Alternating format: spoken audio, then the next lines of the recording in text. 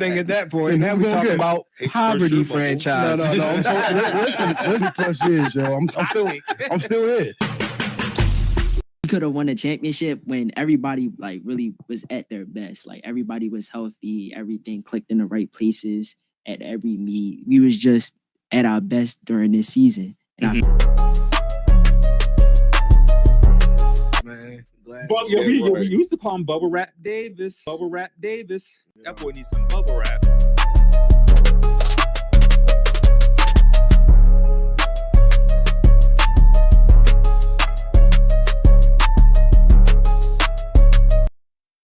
What's up, everybody? Welcome back to Bmore Sports Talk, the official podcast of the home team. I'm your host, Eric, and I'm here with my co-host, Your boy Trey. What's up? What's up? We back with another one, man. Back with another one. And got a little something special, a little something different this time around. Yeah. Going forward, really. Right. Mind if I go ahead and break the news to the viewers? Go ahead. So we're going to be switching up our format here at the Bmore Sports Pod show here. So as you see, we're still going to be live Fridays. Mondays at 7 o'clock. That's still going to be our thing. We're not going to go as long and talk about as much in depth. Our tangents and our deep conversations are now going to be part of a pre-recorded series that we start dropping throughout the week as well. So you're going to get your live show on Monday from here on out. And then after that, you're going to start to get us probably about once or twice a week, two other big posts a week. So we're talking about 2 other videos outside of your live where we're going to be talking for 15, 30 minutes about more concentrated topics and subjects. So, adding some more flair to it. And then we're also going to start making our live show a little more fun, especially during the NFL season. So be on the lookout for what we have coming during the NFL season too. But welcome to the first show of kind of a new era of Bmore Sports Pod. Yes, welcome to the live show. And the NFL season is 55 days away. Are y'all hyped? Because I'm hyped. 8 Sundays away. We are almost there. I know. I'm holding on by a thread, but I know that it's coming around the corner. I see the light at the end of the tunnel. Right. Training camp starts what? Training camps have started. So not all training camps have started, I believe, by 5 days from now or something like that. Like everyone will have reported. But training camps have already started. I believe the Seattle Seahawks were the first to report the training camp. Right. So training camp has started. Not in full swing for everyone yet, but training camp has started. We are in the official preseason of the NFL. We getting there. Season. We are super close. Yes, sir. Thanks, everybody, for tuning in. Make sure y'all hit that like, share, and subscribe button. We really appreciate it. And we going to jump right into the show. We got some news. Chris Johnson from the Tennessee Titans. I know you heard the news came out, 2 weeks ago about him being diagnosed with ALS. He's going to be, Tennessee is inducting him into the Ring of Honor, and that's going to be September 13, halftime against the Jets. Well-deserved. I feel like it's overdue. Really. Yeah, over there. And it's funny you mentioned that because that's a lot of what I've been seeing the conversation being online, or at least a good portion of it is like people are saying finally that they're finally doing this, and it's kind of a shame that it took, this ALS diagnosis, or seemingly took. Let's not say it did take, because we don't know for certain that this is the reason why they've chosen now to induct him into the Ring of Honor. Better not be. But like you said, Chris Johnson just announced his ALS diagnosis to the world just 2 or 3 weeks ago. Yeah. And within the next week or two after that, in the next 2 weeks after that, the Titans then announced that they were going to induct him into the Ring of Honor. And this is a guy that we're talking about that in his 6 seasons with the Tennessee Titans, he touched 1,000 yards in each of those 6 seasons. Yeah. And has the nickname CJ2K. 58 touchdowns. Yeah. And he has the nickname CJ2K because one of those 6 seasons in 2009, he rushed for over 2,000 yards. And I believe still has the record. Still has the record for most scrimmage yards, most yards from scrimmage in a season. 2,509 to be exact. Yep. Yeah. Yes, sir. So it's crazy that somebody with that kind of statistics, especially in an organization that their history, kind of their most storied players outside of Warren Moon are their running backs. Right. It's the Eddie George, it's the Chris Johnson, it's the Derrick Henry. These are guys that are legendary names in the world of football, especially when we talk about running backs. So it's crazy that it took this long. Not sure if it has anything to do with the ALS, but the timing does seem to be a little closer to be coincidental. But either way, it's deserved. It's deserved. Well deserved. So congrats to Chris Johnson. He definitely deserves that induction into the Ring of Honor, and I'm looking forward to seeing that. Definitely. Man, That's going to be a big moment. I believe it's going to be doing their home opener. Yeah. That they The Jets, announced that. Yeah. So Mhm. that's going to be a great moment. Assumingly he's going to be in attendance. So that's going to be great. Yeah. Shout out to CJ. Definitely prayers out to him in his fight, with this disease. Yeah. Shout out to all the professional athletes, both current and retired, who joined this revitalization of the ALS Ice Bucket Challenge. Yes.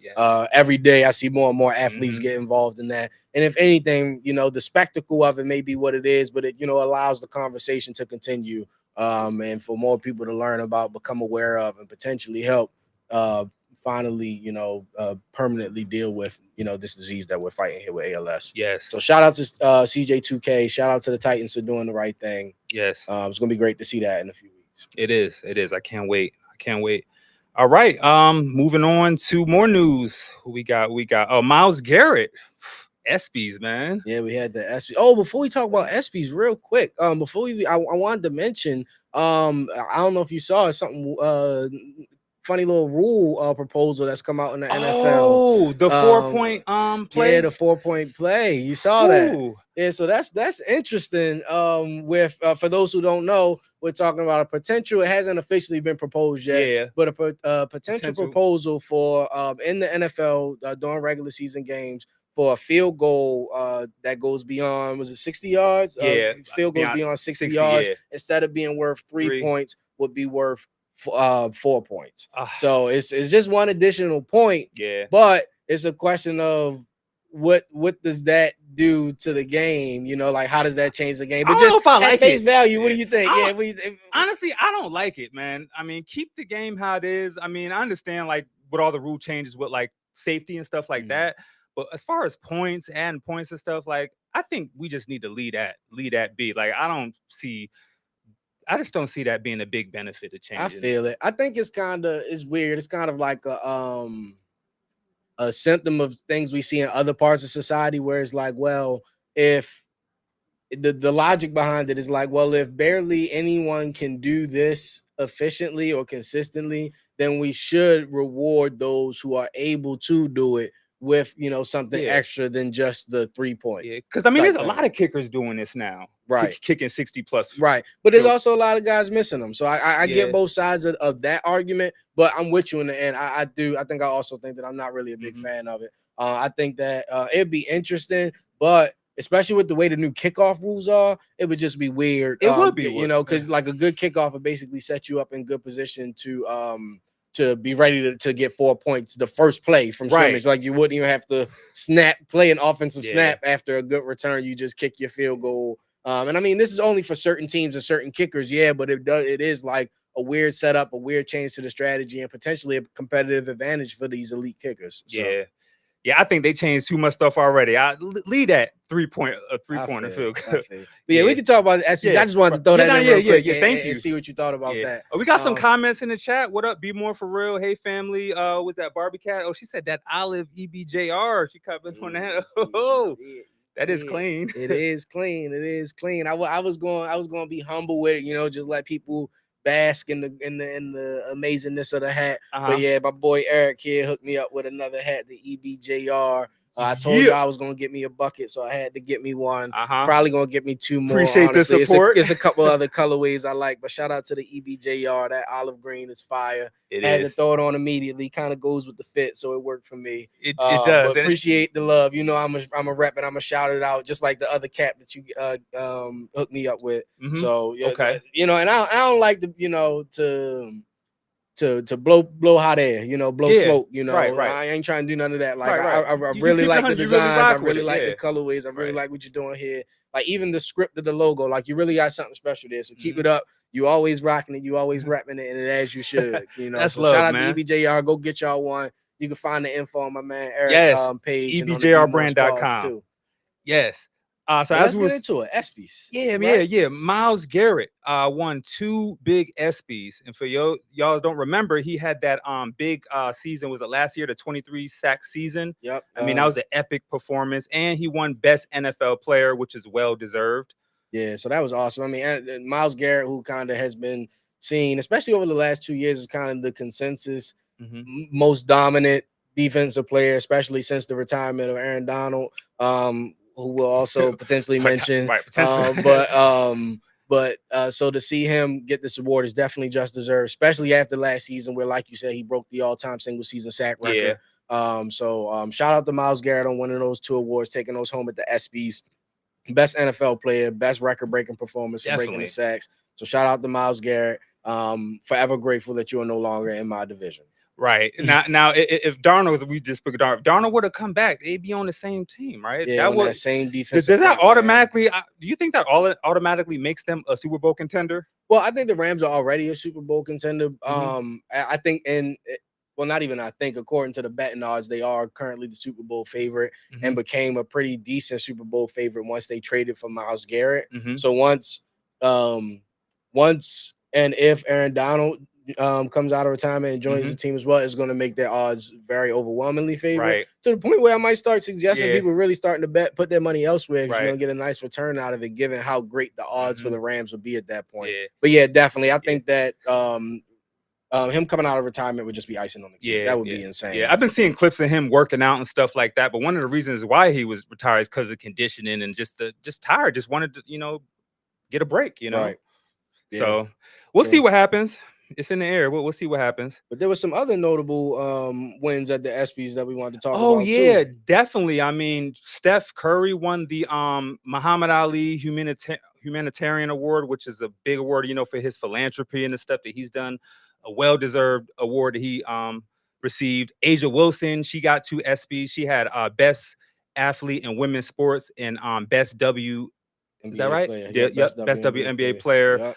Shohei. Much deserved there. She's a beast, a demon. Right. These are just some of the just a few to mention, honorable mentions, but there were a lot of great winners. I mean, Alyssa Lau, I think she had breakthrough player. I mean, the ESPYs was good. Speaking of a team that we just finished talking about winning the trophy, got themselves a few more at the ESPYs too. Yeah, right? I mean, we had the New York Knicks. Yeah, they came away with quite a few ESPYs. Yeah, the team Brunson got 3. Yep. So you had Jalen Brunson. He had 3. Yep. He had ESPYs. Best performance, best NBA player. What was it was one more. We got it's on the thumbnail. Yeah, but he had those 3. Then you had OG Anunoby. He had his ESPY that he won. The Knicks as a team got their ESPY for best team performance. Best team performance. So, definitely they were already riding a high because they come, so close from the NBA Finals. But now we're the ESPYs here, and there's a couple more rewards to shower them with. So shout out to the Knicks.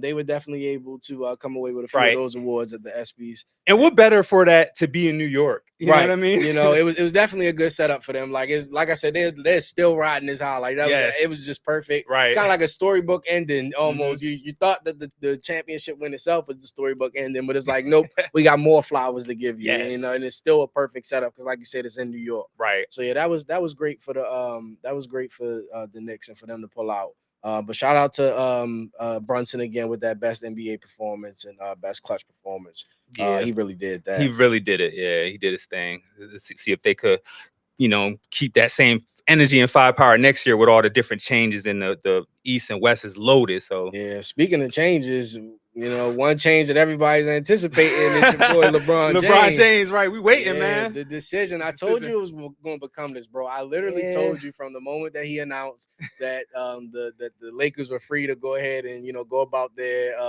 offseason plans without him. I'm like, there's a chance that this turns into the decision part 4. Long thing, right? And it really has. I mean, what was you telling me? What Adam Silver said? Like, Adam Silver said where LeBron plays affects the schedule. I need him to make a decision. Yeah, so you know why? Because they want LeBron to play the Lakers on Christmas. Yeah, LeBron always plays on Christmas, and now they want him to play the Lakers on Christmas. Right. So they got to figure out what team he's on so that they can match up him with the Lakers on Christmas and make sure that the rest of their schedule before and after the Christmas game allows for them to play that, without an unfair competitive advantage and stuff like that. So it's amazing. LeBron, at nearly 42 years old, still has the entire NBA world in the palm of his hands, apparently. Yeah, and let's talk about it. Like, I've been hearing a lot of buzz that we might hear something within the next 24 hours, but I still think Philly is the best landing spot. I heard Golden State is kind of still in there because family, is right there. Right. So I don't know. I just think Philly is still the best option. Cleveland is the best storybook ending, but if you look at the pieces, Philly got it. Yeah. Even without Embiid, if he can't stay healthy, I feel like if you want to win a ring, it doesn't. Yeah, like Embiid, like I told you before, Embiid is kind of like the icing on the case. Given you don't need him to be healthy all the time, and if he is, that's the icing on the cake, because the rest of the team with LeBron included is just that stacked that you are still, the clear favorite in the East, and should be able at least to rest up Embiid to get to the playoffs and have him be able to rely on him there. So yeah, I think you're absolutely right. I'm trying not to buy into the whole sweepstakes thing. But I have heard the news, the Sixers, the Cavs, the Heat, those seem to I've be been the hearing top the Heat three. a lot. Yeah, and I from the beginning I told you I didn't like the sense of that. I don't think for the Heat, I don't think that's a good move. They're still rebuilding. Trey, don't have shooting. Like, where's their shooting gonna come from? Literally. You know what I mean? Yeah, like LeBron is a bit of a shooter, but he's not. 42-year-old LeBron isn't who you rely on for consistent shooting or anything like that. What if he just like surprise everybody and pick a team that's not even on that list? Like that would be crazy. I mean, me, like the Nuggets. He can come to Boston. We ain't going. We ain't going to shy away from you, bro. You can come help us win. The league leading 19th NBA championship. We would definitely be for it. Okay, man. I'm just want this just make your decision. You know what I'm saying? I just waiting for this to come out. I'm with you on that. I just wanted to be over with. I don't like the whole, especially at this point in his career. We could definitely do without the pageant. Right. And I thought it was going to happen at Fanatics Fest. He's talking about, you got to trust the process, and wherever I land, people are like, oh, he said process. He going to Philly. Oh, land. He going to Cleveland. You know how people are, but that's the fans for you. But I think wherever he goes is definitely going to be a big story. It's going to be exciting. I mean, it's LeBron James. So yeah, we'll see what happens. And then in other NBA news, we had a trade go on this weekend. That was pretty interesting. Yep, that 3-team Lou Dort trade. Yeah, so the Oklahoma City Thunder are stacking up on second-round picks. This time by sending Lou Dort to Atlanta, and in the process picking up themselves Ryan. Let's see. Here we go. Right here, Ryan Nembhard. And Ryan Nembhard went to Atlanta from Dallas, and then they got the pick. But it's the fact they got those three future second-round picks, which ups their total, I believe, now to 7 future second-round. And then they got a number 1 pick in the draft. Yeah. So I mean, don't be surprised to also see that. And for the Thunder, this move, I mean, Lou Dort was a big part of their 2025 championship run. Like, he's an all-defensive team player. So this wasn't a small trade. This was actually a big and kind of surprising move. Very surprising. The only reason it wasn't super surprising, though, is because of the setup that they're currently in as far as their salary cap situation. This trade comfortably got them under the second apron. But prior to that, they were definitely in some salary cap trouble there. Yeah. So this move and the other 2 trades that they made this offseason really frees them up to be able to do some things down the line. But also get comfortably under the cap for this season. So that was a good move for them. And then, like we said, they still have the 7 future second-round picks. Great if they have competent GM play and GM moves in the front office, they take those 7 second-round picks and flip them to at least 1 or 2 first-round picks, throughout the duration of the time, the existence of those picks. So I think that they've set themselves up well for the future while still having a pretty solid core intact for now. So definitely, I mean, something to watch out for with the future of the Thunder. I mean, with all them picks, that definitely puts OKC in the conversation for a top contender in the playoffs. Like, moving forward, they gotta be. I mean, this is a team that was just one series short of the finals this year and just won the NBA finals last year. So the Thunder definitely but what they're trying to do is continue to make themselves a consistent force. And I agree with you on that. They're trying to make themselves relevant for years to come, and make sure that they are. So I see that vision, and I think that this is a pretty good step in that direction. Definitely. What up, CME? Thanks for tuning in. Happy Monday. Thanks for everybody tuning in. Make sure y'all like, share, and subscribe. Other hoops news in the WNBA. Caitlin Clark made some history. Is she? Oh my goodness. That was a great game. She's put up 40 points, 10 assists. Was it 10 plus? I think it's 45. Yeah, she had 45 and 45 and 10. Yeah, 45 so and 10. So she had a crazy game. Caitlin Clark. Yeah, 40 plus, But it was the history. It's the history because it's 40 plus. She was the first player in NBA history to have 40 and 10 in a game. Right. But yeah, she finished with 45. And that 45 was also a franchise record for the Fever too. So Caitlin Clark lighting it up. showing, justifying, a lot of that hype that came with her name when she first entered the league 2 years ago. Showing that she's that. Yep, very much so. Very much so. Very few players in the WNBA honestly could even dream of putting up a stat line like that. It's only a few girls like Asia, like Stewie, like Paige, right. that's who you. But that's not a number that's not a performance that you're gonna see often. Yeah. So it's definitely something to highlight, something to shout out. So shout out to you, Caitlin. That was definitely a baller performance there. 45-10, franchise record, league record. So big moment in her career. And from watching that game, she hit some big shots. I mean, her confidence and poise when the game's on the line, put the ball in her hand. We actually have a clip of her. She hit these 2 big 3-pointers to close that game out. So let's go ahead and run that Caitlin Karp clip. The poise and composure experience of Heidemann. Clark, hey,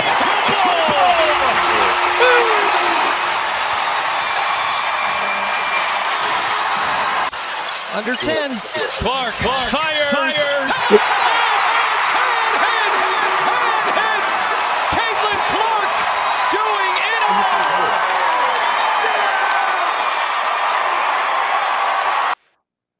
Go ahead. Huge three. Huge, that was right. tough. So the first one got him within one. And then after another bucket, she hit the dagger.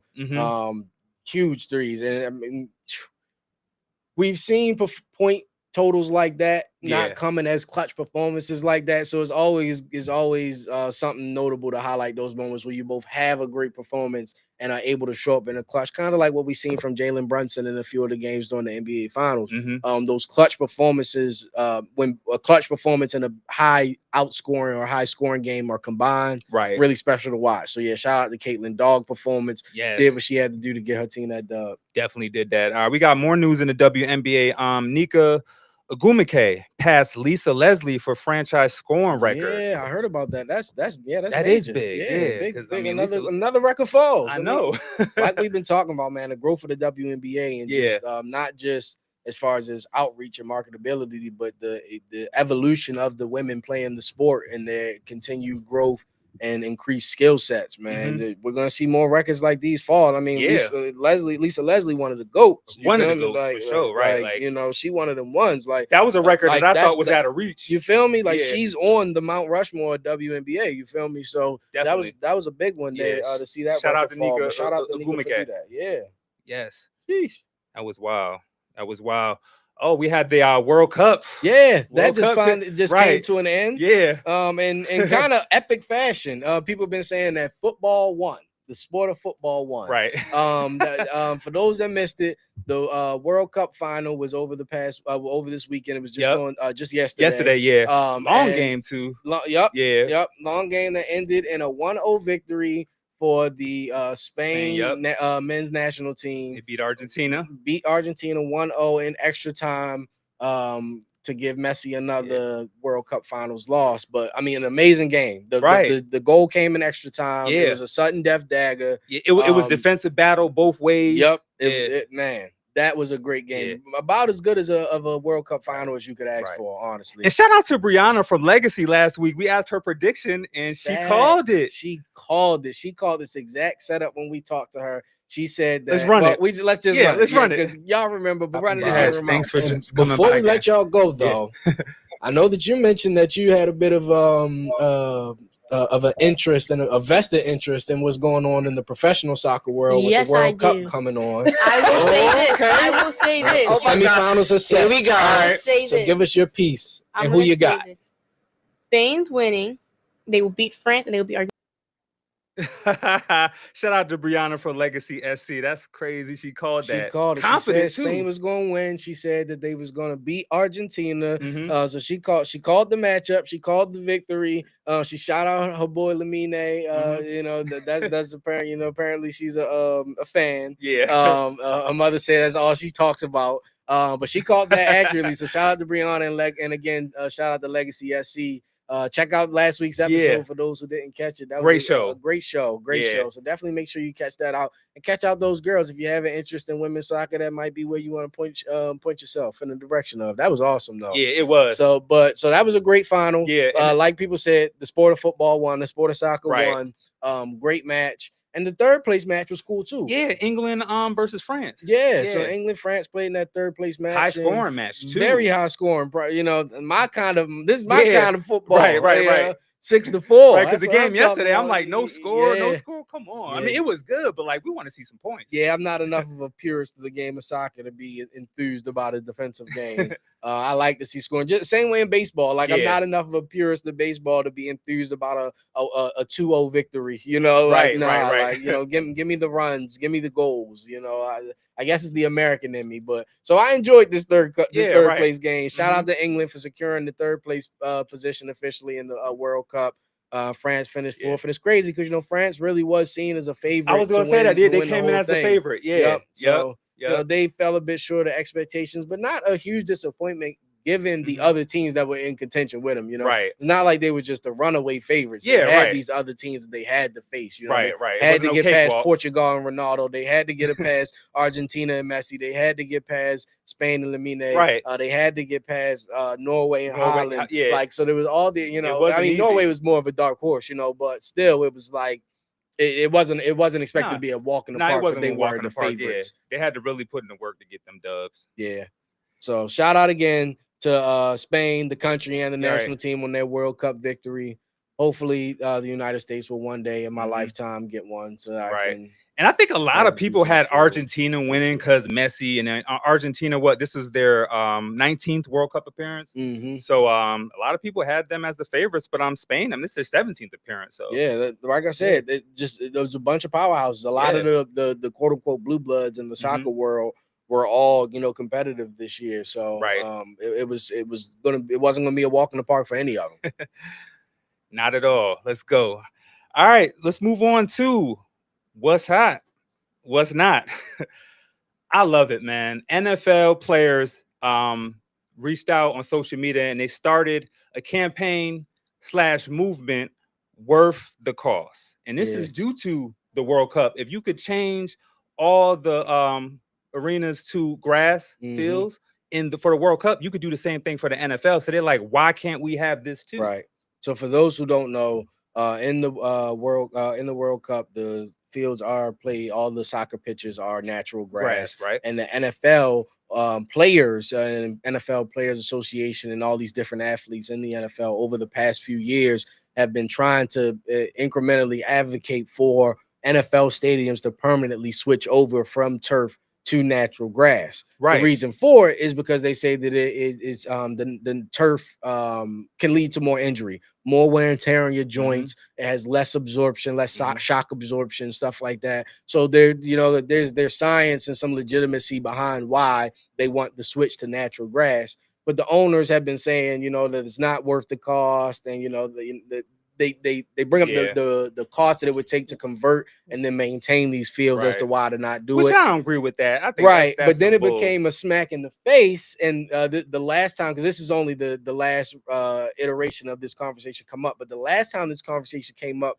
was when the World Cup was announced to be in America. And we actually talked about it on the show. We actually talked about that on the show. Yeah, so like this is far from the first time that this conversation I knew it was going to come back up. But what do you think? I mean, I think that they are worth the cost, and I think that I don't think that that's an unreasonable investment for the. I mean, if we're talking from a business aspect, because that's how the owners are trying to frame it. The reason for saying no is from a business aspect. Right. And from a business aspect, the way I see it, I just don't think that you can look at your asset, you know, what gives you your value, the players and the money that they bring into your organization, and not say that the cost of maintaining the field isn't worth the hundreds of millions to billions in dollars of profits that we get every year. Like, that's a drop in the bucket to that. I don't Their think bodies are worth the cost. I think it's just a matter of, and we see this again in a lot of other aspects of life, people just not wanting to minimize their profits. You're still set to make huge profits, but the idea of cutting those profits by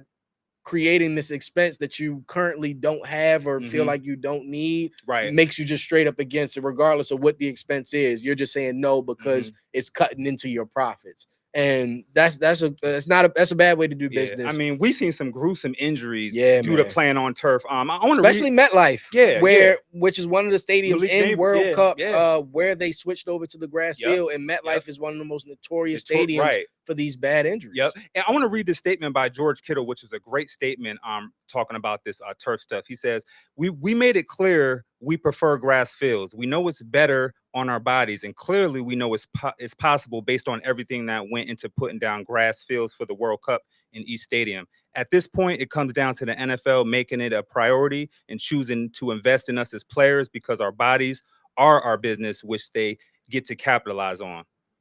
That's spoken real. I mean, yeah, I like I said, I'm with him. I'm with him on. I think it makes sense. And the thing that I like about Barbie Cat, I see you there. Greedy NFL owners, you're absolutely right. Y'all greedy. Yeah, but I think that it is, and I think that that's why I like this iteration of their push to make it happen. I think that the hashtag that they're using, especially in an increasingly online world, I think that's a really good hashtag and a really good method. I love it to go about it. This might be the push that gets them the actual change happening. Yep. Like this is I would say like probably the moment, like worth the cost really is like this thing that's like I don't know, something about it to me. It has this gravity to it. Yeah, you feel me? Worth the cost. Like they need to start making shirts, hats, everything. Like really push this campaign. You feel me? Really push this movement. I think this could be it. This could definitely be it. Worth the cost might be it. So I'm with y'all. make me a worth the cost shirt. Yeah, I'm with it. Worth the cost. NFL players are worth the cost. And for an NFL team and for NFL fans, it's worth the product too. You know, it just improves the product for us. Yes, I just thought that was super hot. That's a thing, you know, that the players are on board and doing this campaign and movement, you know, to get grass fields for safety. So that's on the what's hot. On the what's not, it's not hot, but it's also funny. That stunt that Trae Young pulled at Fanatics Fest, I had to do it. I had to do it, man. So Trae Young pulled up at Fanatics Fest, and it looked like he had this plan because he had a jersey in his pocket, a Brunson jersey, and he pulled out the jersey, and it went all wrong. I just had to watch it again. Is he going to rip this asunder? Are you going to step on it? Is he going to rip this asunder? He's ripping it asunder. He's ripping it asunder. Here's the problem. Can't get through it. You can't do it. He can't do it. You step on it. He doesn't have good leverage. Yeah. The thing is, if you know you're doing this ahead of time, you have to cut. You got to pre-rip it. I just think if you're going to do something like that, pre-rip it, practice something. I mean, you struggling up there, bro. Pre-rip that joint. That was so embarrassing, bro. So embarrassing. Like the secondhand embarrassment that I've gotten from watching that is just bad. Like I'm not a Trae Young fan. Right. I'm not a Wizards fan. I'm not a Hawks fan.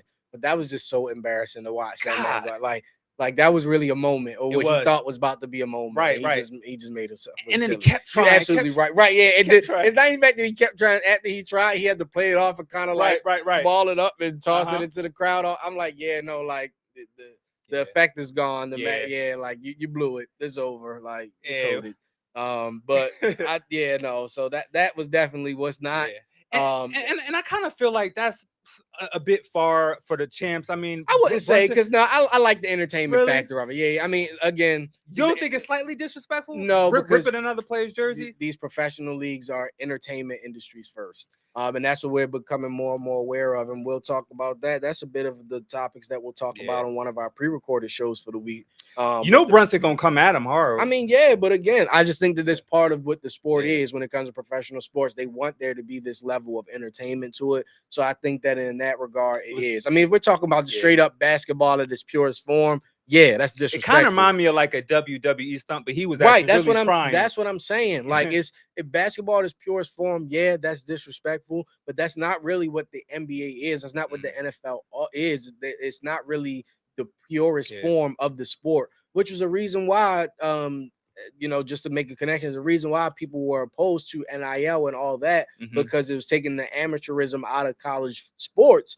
And that was kind of the purest form of basketball and football, because there was no monetary gain and stuff like that. It was just straight up sport, it was just the sport itself. But I do feel like the professional sports are more entertainment industries. So that stuff is normal at this point, or it's going to become more and more normal. Yeah, but definitely was not. Yeah, it definitely was not. Still embarrassing. I hope that it wasn't in the script that he was supposed to not be able to rip it, because then that's just corny. But I agree with you. They should have had it like pre-ripped or something, right? So Or like how they had the breakaway pants, Right. something like that. Yeah, it was a bad look. Yeah, had to do it to you, Trey. Took Had a to L, put you on it. Trey. Yeah. So Yeah. that was our What's Hot, What's Not. We'll be back with another What's Hot, What's Not next week for y'all. Yeah, man. Yeah.